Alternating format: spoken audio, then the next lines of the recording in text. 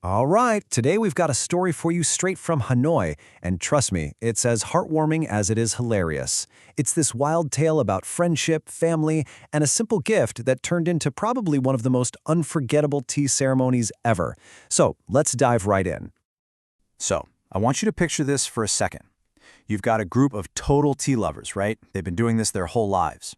They're all gathered for their daily ritual, sipping on what they are convinced is some super rare, premium tea from abroad. You know, a real delicacy. And they spend weeks debating all its subtle, complex notes. But what if I told you that precious tea wasn't tea at all? What if, for 2 solid weeks, they were carefully brewing and enjoying, well, get this, dried beef? Yep, that's exactly what went down in this absolutely incredible true story. So how on earth does something like this even happen? Well, to figure that out, we gotta rewind. Let's go back to the very beginning, to the moment this very special package shows up in Hanoi's Old Quarter. Okay, so our story really revolves around this one gentleman, Tran Von Min. He's 68, retired, and he has this huge passion for fine teas. And for Min and his buddies, their daily morning tea isn't just, a quick drink. It's a whole ritual. It's the absolute cornerstone of their social life. As you're about to see, this guy is the real deal when it comes to tea. So you can imagine, when Min finds out his son-in-law over in Shanghai is sending him a special gift, he's just ecstatic. The package shows up, he opens it, and inside is this dark, fragrant, compressed disc. Now, to a tea lover like Min, this thing looked exactly like a high-end cake of aged tea. He absolutely could not wait to share it with his friends. Okay, so to really understand the mix-up here, you need to know a little bit about something called pour tea. It's this famous type of fermented tea from China, and a lot of the time, it's pressed into these dense cakes or discs. So for men, getting a package shaped like a disc wasn't a red flag at all. No, it was a sign that this was the real, authentic stuff. And so, with absolutely zero reason to think anything was amiss, Min and his friends kick off what would become a brand new and, let's be honest, a very, very unusual daily brewing tradition. And get this wasn't just a one-time mistake. Oh no. For nearly 2 whole weeks, this became their morning routine. Every single day, they'd get together to brew their special tea. And the flavor was apparently so unique that word started getting around the neighborhood. Pretty soon, you had neighbors just dropping by to get a taste of this mysterious import. And they were completely convinced it was legit. One of Min's friends, Huang Ti Lan, even said they all felt so sophisticated sipping it. She described it as bold, savory, with a hint of smokiness, which, in hindsight, are pretty much the perfect words to describe, beef broth. But back then, they thought they were tasting some exclusive, top-tier tea. And their dedication to this was just, wow, it was impressive. They developed a whole ritual around it. They'd carefully shave off little pieces from the tea cake, steep them in hot water, and then have these super serious conversations about the best brewing times to really enhance the meaty flavor. I mean, meaty. That probably should have been the big clue, right? They were true connoisseurs of jerky tea.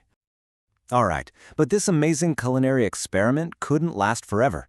The moment of truth was coming, and it arrived, as it so often does, in the form of a family visit. So Min's son-in-law, Li Wei, he comes to visit from Shanghai. And they're all at dinner, and Min is just beaming with pride. He sincerely thanks Li Wei for the incredible pu'er tea, telling him just how much he and all his friends have been enjoying this amazing, thoughtful gift. You can just imagine the look on Li Wei's face, right? Total confusion. Tea? What tea am I supposed to have sent? And then, as Min keeps describing this bold, savory flavor, it clicks. The realization hits him, and he just bursts out laughing. And there it is, the big reveal. The great culinary crossover. On one side, you have what they thought they were brewing, a rare aged cake of pu'er tea. And on the other side, what they were actually brewing, a disc of traditional Chinese dried beef jerky, vacuum sealed and pressed into that shape to make it easier to ship. I mean, Li Wei had to explain, I just sent it as a snack, something hearty and flavorful from his hometown. He said he never in his wildest dreams could have imagined that it would end up being brewed in a teapot. And you know what's great? After the initial shock, there was no embarrassment. Not at all. Instead, this whole thing turned into something way, way better. It became a legendary family story. And Min, you gotta give him credit, he took it all perfectly. After that first moment of, Wait, what? He and the whole family just erupted in laughter. I mean, his reaction says it all, right? He could totally laugh at himself, and he finally understood why his special tea had such a, well, a meaty flavor. Of course, a story like this was just too good to keep under wraps. It spread like wildfire through the neighborhood and became a bit of a local legend.